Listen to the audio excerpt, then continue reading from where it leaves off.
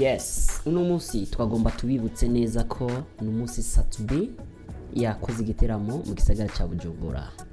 Ico giteramo kikaba citabwe n'abantu benshi cyane. Wanashaka uno munsi Satubi yaronse amahirwe abwo yiyongereje abafanzi mubo yasanzwe afise kuko yaronse amakomantere meza cyane ashimishije. Wanashaka uno munsi Satubi hajyama ku buriri ajyama nezerewe, aho bagenda bavuga ati gihangange Satubi usigaye uririmba neza. Aho rero ni kuvuga Satubi yari yapostinze caption y'amajambo ivuga ati ngo turashize kuri Ministère de la Culture hefu yo kwa Ndadaye ngo mfasha gupanga playlists.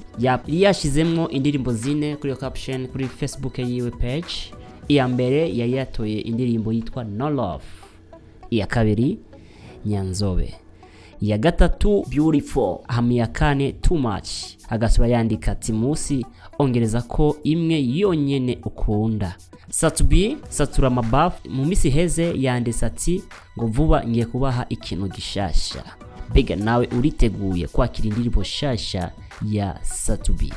Gumana na Inyishu Media mu gukurikirana ibintu bishasha, mu gukurikirana amakuru y'abarundi abanyamahanga. Gira like, subscribe, murakoze cyane.